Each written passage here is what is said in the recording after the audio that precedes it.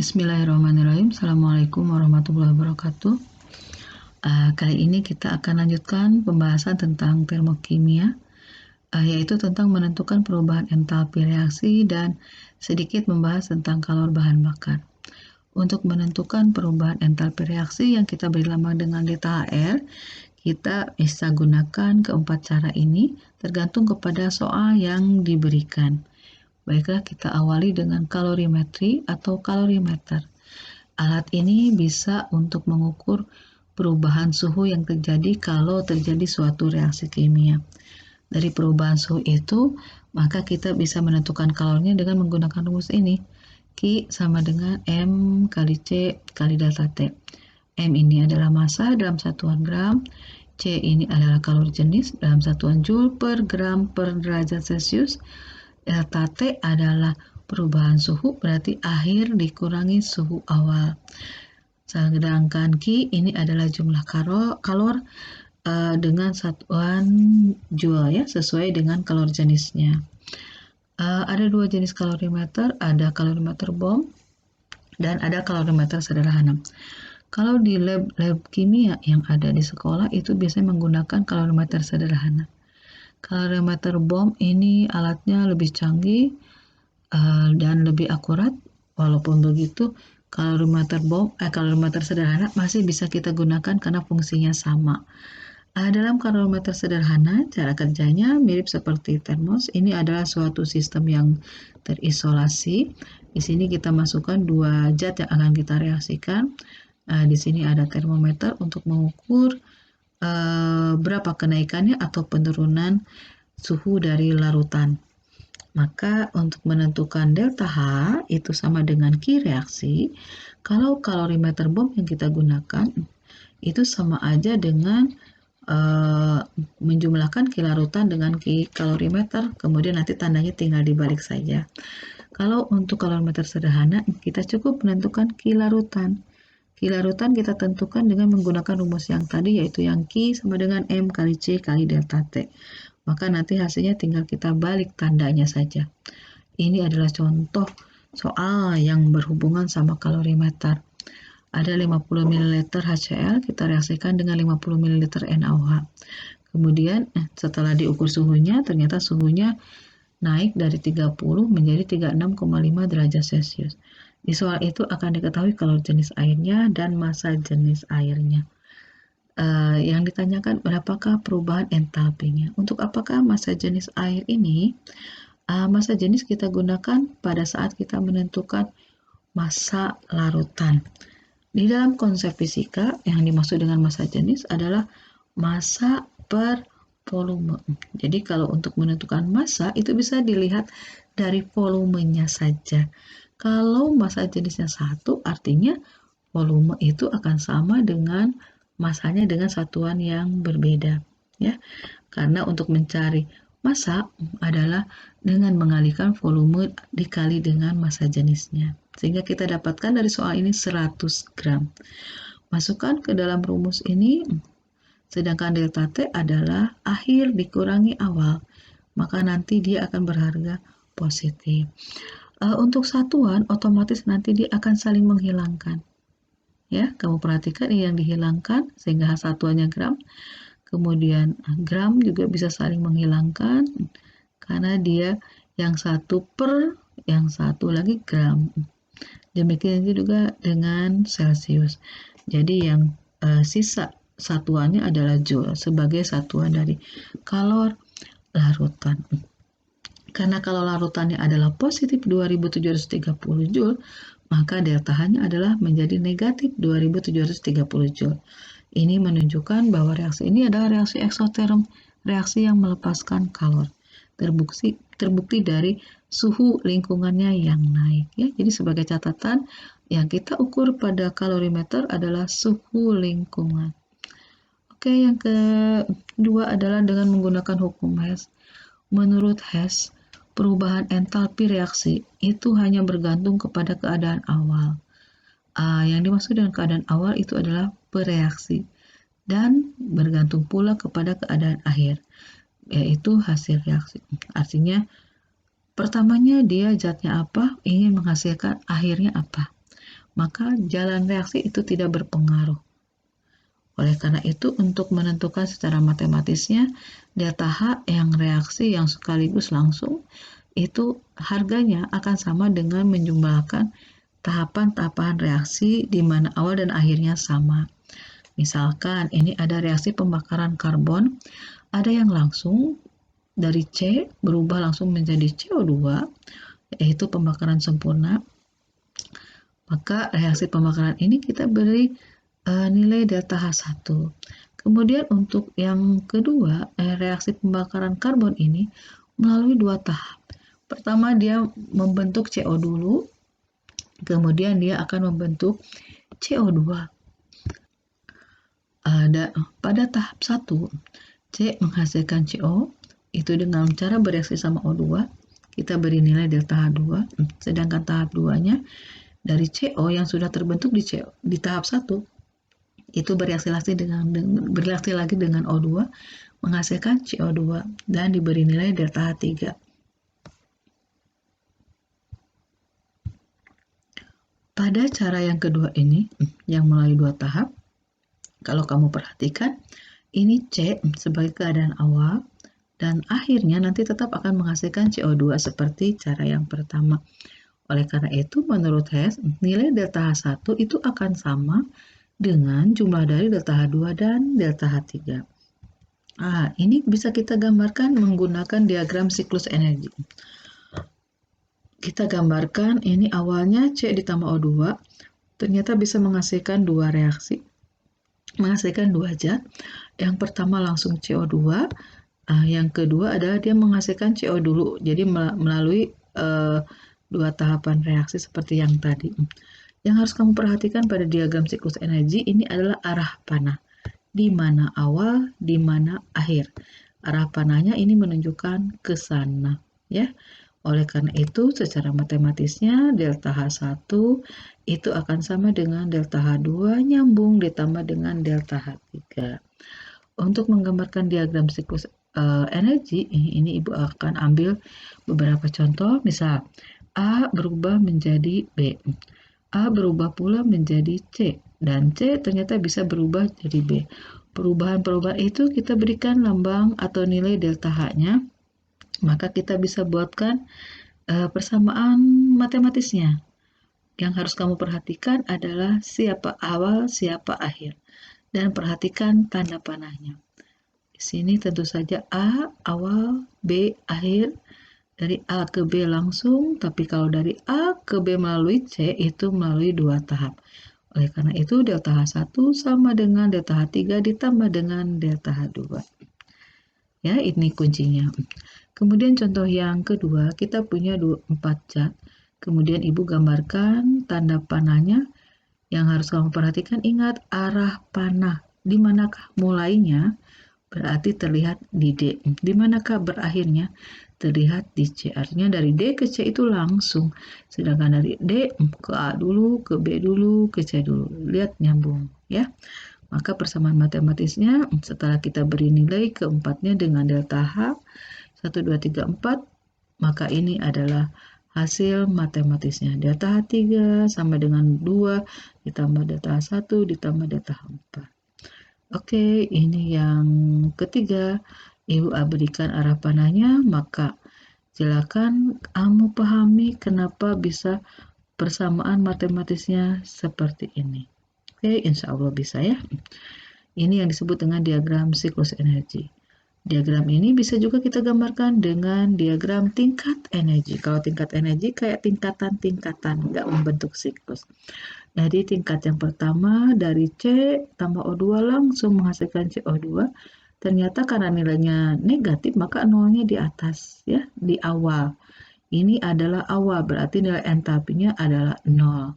Kalau misalnya dia harganya positif, maka ke atas. Tapi kalau harganya negatif, berarti nilainya adalah ke bawah. Sehingga dari C dan menghasilkan CO2 langsung adalah min 788.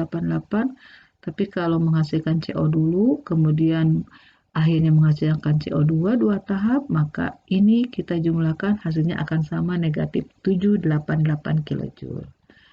Baiklah, yang Berikutnya adalah masih tentang hukum Hess, yaitu dengan menjumlahkan reaksi. Ini salah satu contoh soalnya. Tentukan entalpi reaksi pembentukan 2 mol CO. Kita gambarkan dulu atau tuliskan persamaan reaksinya. Ini yang dibentuknya CO sebanyak 2 mol, artinya 2 koefisiennya. CO dibentuk dari C dan gas oksigen, maka ini ada yang monoatomik, ini ada yang diatom. Kita setarakan untuk membentuk 2 mol CO. Jika diketahui dua buah persamaan reaksi. Dari dua persamaan reaksi ini nanti kita akan jumlahkan sehingga menghasilkan satu reaksi yang kita inginkan di atas. Nah, caranya bagaimana? Kita amati satu reaksi dengan reaksi yang di soal. Reaksi pertama itu C ditambah O2 yang ini. Berarti kamu bandingkan dengan soal ini. Ternyata ada zat yang sama, yaitu C dan O2. Karena O2 ada di dua reaksi yang diketahui, maka yang kita jadikan patokan adalah si C. Kamu perhatikan posisi C itu dengan soal sama-sama di kiri. Tapi jumlahnya beda. Yang satu yang kita inginkan 2C, tapi di soal itu diketahuinya hanya 1C. Maka reaksi pertama kita kalikan 2. Sedangkan untuk reaksi kedua, kalau kamu bandingkan dengan reaksi pertanyaan, itu ternyata ada zat yang samanya adalah 2CO. Ini ada 2CO. Jumlahnya sama 2, tapi posisinya berbeda. Yang diminta soal itu ada di kanan, tapi diketahuinya ada di sebelah kiri. Maka langkahnya adalah hanya dibalik saja. Nah, bagaimanakah cara mengalihkan dengan membalik? Inilah hasilnya. Kalau reaksi itu dikali 2, maka yang kamu kalikan adalah koefisiennya semua. Zatnya tidak boleh diubah. Delta H-nya juga harus dikali 2. Ya. Kalau dibalik, berarti posisi reaksi dibalik. Hasil reaksi jadi bereaksi menjadi hasil reaksi. Dan jangan lupa delta H-nya juga dibalik tandanya. Asalnya min menjadi positif. Oke, setelah itu reaksi ini kamu jumlahkan. Maka dengan catatan, kalau ada zat yang sama di kedua reaksi, posisinya berbeda, artinya dia di ruas kiri, yang satu di ruas kanan, bisa saling mengurangi. Yang kanan ini O2-nya ada 1 buah. Di sini ada 2 buah, maka akan selisih 1 bersisa di yang 2. Maka ini kita coret angka 2-nya. Nah, di sini ada juga CO2. Ini CO2 ruasnya berbeda. Maka kita coret karena jumlahnya sama. Kalau misalnya kamu bertemu soal, ada zat yang ruasnya sama, kemudian zatnya jumlahnya juga sama atau berbeda, maka kedua zat itu harus dijumlahkan kalau ruas berada pada ruas yang sama. Sehingga reaksi akhir ini ada 2C ditambah 1 buah O2 menghasilkan 2CO. Hasil reaksinya adalah sama seperti soal. Maka untuk nilai delta H-nya tinggal kamu jumlahkan saja karena namanya penjumlahan reaksi. Oke. Yang berikutnya adalah menentukan delta H reaksi dari data delta HF standar pembentukan. Cukup kamu gunakan rumus ini. Kuncinya adalah kamu bisa menyetarakan persamaan reaksi, kemudian kamu bisa menentukan mana hasil reaksi, mana pereaksi. Di soal ini, reaksi pembakaran CH4, hasil reaksi itu adalah zat yang ada di sebelah kanan, berarti H2O dengan CO2. Zat yang ada di sebelah kiri kita sebut bereaksi. Maka cukup, ini artinya jumlah sigma itu. Jumlah dari delta HF standar hasil reaksi. Ada H2O, ada 2, kamu kalikan dulu 2. CO2-nya 1 buah, maka dikali 1. Ini kamu jumlahkan, kita kurang dengan pereaksi. Pereaksinya CH4-nya ada 1, O2-nya ada 2. Maka masukkan data delta HF standarnya, biasanya di soal sudah diketahui hasil delta HF-nya. Setelah itu kamu hitung dan hasilnya adalah sekian. Nah, untuk O2 itu ada kuncinya. Biasanya di soal itu tidak diketahui data HF standar O2, N2, H2. Itu karena molekul unsur delta HF standarnya berharga 0. ya, ingatkan itu. Oke, yang berikutnya adalah energi ikatan. Untuk energi ikatan ada yang disebut dengan energi disosiasi, ada energi ikatan rata-rata. Yang akan kita gunakan nanti adalah energi ikatan rata-rata. Untuk menentukan delta HR-nya sama seperti tadi, mengurangi. Kalau ini berbeda, ini adalah jumlah dari energi ikatan pemutusan dikurangi dengan energi ikatan pembentukan.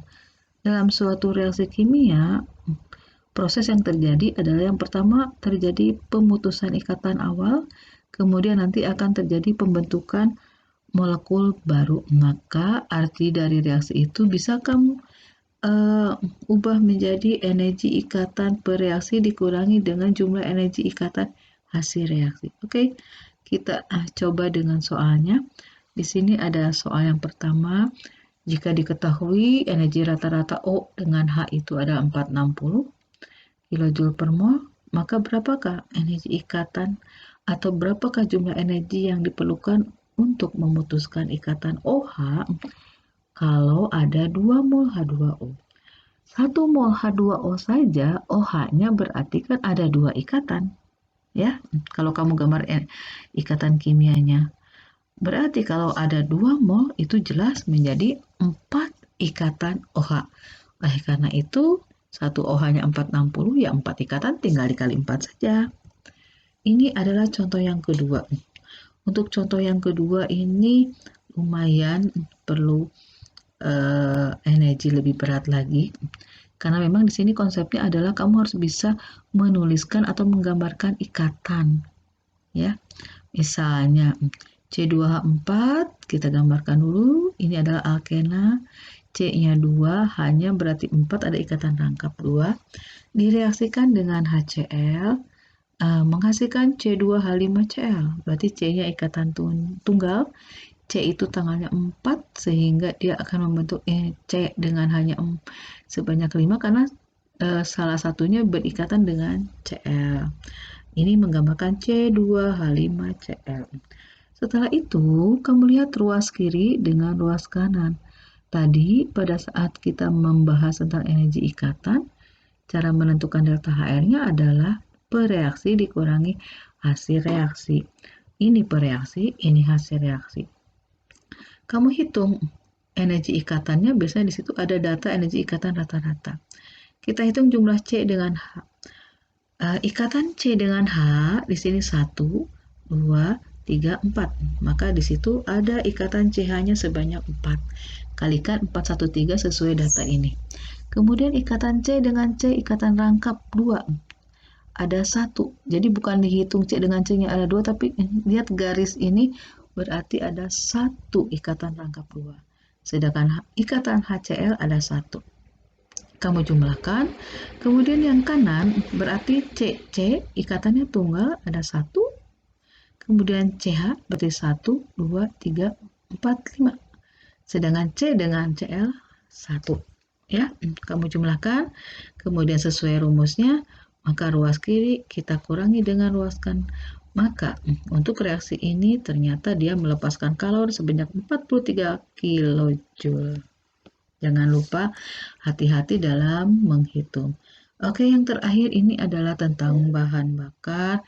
Bahan bakar itu adalah bahan yang biasa kita gunakan untuk keperluan kita sehari-hari karena dari bahan bakar ini menghasilkan suatu kalor dalam bentuk energi panas. Ya, bahan bakar itu bisa berasal dari batu bara, bisa gas alam, bisa juga dari minyak bumi. Ini beberapa nilai kalor bakar dari beberapa bahan bakar. Nah, untuk menentukan pembakaran bensin itu ternyata ada yang sempurna dengan tidak sempurna. Setelah diteliti ternyata pembakaran isoktana dalam bensin yang sempurna itu menghasilkan kalor lebih besar dibandingkan dengan kalau pembakarannya tidak sempurna. Itu membuktikan bahwa menggunakan bensin yang bagus itu jauh lebih bagus juga karena memang mempengaruhi terhadap pembakaran. Karena kalau sempurna itu berarti lebih bagus, ya. Oke, ini kamu bisa pelajari lagi dari modul yang Ibu berikan. Sampai di sini dulu. Assalamualaikum warahmatullahi wabarakatuh.